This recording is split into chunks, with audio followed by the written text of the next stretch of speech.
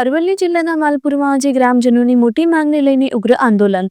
Malpur 4 રસ્તાથી normal forest કચેરી સુધી વાલ્મીકી સમાજના નેતા લાલજી ભગત દ્વારા દંડવત યાત્રાની શરૂઆત કરવામાં આવી. ગામ લોકોએ આ આંદોલન શા માટે શરૂ કર્યું? તો વર્ષોથી ચાલતા ગૌચરના રસ્તા, માતાજીના મંદિરે જવાની પગરવટ અને ઢોરને પાણી પીવડાવવા માટેનો માર્ગ ફોરેસ્ટ વિભાગે બંધ કરી દીધો હોવાનો આક્ષેપ છે.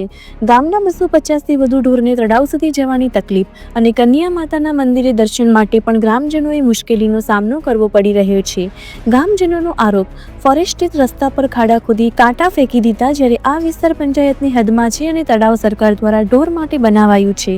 બીજી તરફ ફોરેસ્ટ અધિકારી જ્યોતિબેન ડામોરનું કહેવું છે કેમ્પા યોજના હેઠળ 40 હેક્ટરમાં કાર્યવાહી ચાલી રહી છે અને પશુ ચરાવવા માટે 82 હેક્ટર વિસ્તાર ખુલ્લો મૂકવામાં આવ્યો છે. પણ અધિકારીઓ અને ગ્રામજનોની વચ્ચેના આ વિવાદ વચ્ચે અબોલ પશુ પક્ષી પીસાઈ રહ્યા છે અને લોકોની ધાર્મિક આસ્થા પણ અસર પામી રહી છે. ગ્રામજનોની એક જ માંગ, સરકારે તાત્કાલિક ઉકેલ લાવી રસ્તો ખુલ્લો રાખે. રિપોર્ટર જયેશ પટેલ, અરવલ્લી, માલપુર. મારું નામ છે લાલજી ભગત. હું ગુજરાત વાલ્મીકી સંગઠનનો અધ્યક્ષ છું. માલપુરમાં જે ઘટના બની છે આપને રજૂ કરું છું કે માલપુરથી ધનકુવા કન્યા માતાનું મંદિરે જે જતો રસ્તો વર્ષો અમારા આદિ અનાદિનો રસ્તો છે, રાજા રજવાડા વખતનો જે રસ્તો હતો, અને ત્યાં કન્યા માતાનું મંદિર છે, ત્યાં મોટું તળાવ છે. એ તળાવમાં સરકારશ્રીએ કરોડોના ગ્રાન્ટ દ્વારા પાઇપલાઇન પાણી નાખવા માટે, ત્યાં સંગ્રહ કરવા માટે, તળાવમાં પશુઓને પાણી પીવા માટે કરોડોનું ગ્રાન્ટ ફાળવવામાં આવી છે.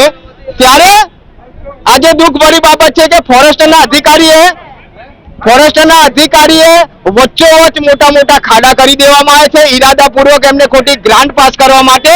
અને જે પશુ છે, લગભગ 250 પશુ માલપુરના હતા, વિનાયકનગરના, ત્યાં પશુઓને જવા દેતા નથી. વચ્ચોવચ્ચ 20 ફૂટનો ખાડા જે રોડ હતો, ત્યાં મોટા મોટા ખાડા કરી દેવામાં આવે છે, પશુને પણ જવા દેતા નથી. અને જ્યાં કન્યા માતાનું મંદિર છે, ત્યાં માલપુરના લોકોનું આસ્થાનું સ્થાન છે, ત્યાં દર્શન કરવા જવું હોય તેમ છતાંય બાઇક લઈને નથી જવાતું, અત્યારે સાયકલ લઈને પણ જવાતું નથી ને ચાલતા પણ જવાતું નથી. અને ત્યાં પશુને પાણી પીવા જવાનું બંધ કરી દેવામાં આવ્યું છે, ઘાસ ચારો ચરવાનું બંધ કરી દેવામાં આવે છે, અને માલપુરની જનતાને દર્શન કરવા જતા પણ રોકી દેવામાં આવ્યા છે, અને 20 ફૂટનો રસ્તો હતો એ બંધ કરી દેવામાં આવ્યો છે. દુઃખભરી બાબત છે. ત્યારે મારો ખૂબ ખૂબ આભાર. મારું નામ માનસી પલેશી દેવડા. હું એસટી નિવૃત્ત કર્મચારી છું. જ્યારે હું પંચાયતમાં સદસ્ય 90 થી 95માં સદસ્ય હતો, ત્યારે આ માલપુર તળાવની પાર જે સર્વે નંબર 712 માલપુર ગ્રામ પંચાયતના અંડરમાં હતી, સ્ટેટ વખતની આ પાર બનેલી હતી. આજે સ્વર્ગસ્થ ઇન્દિરાબેન ગાંધી વડાપ્રધાન દેશના હતા, ત્યારે આ ગરીબોના વિશાળામાં પ્લોટ ફાળવેલા હતા. આજે બાજુમાં એક ગૌચર છે, એક તળાવ છે, ગામના પશુ ધન બધે ત્યાં પાણી પીવા માટે જાય છે. આજે એ જગ્યા પર જે આ ફોરેસ્ટ ખાતાએ કોઈપણ જાતનું ત્યાં કોઈપણ જાહેરાત વગર જે કામ ચાલુ કરીને રસ્તો બંધ કર્યો છે, એ બાબતે અમારું આ એક આંદોલન છે. મારું નામ ગાયત્રીબેન નટુભાઈ ભીલ છે.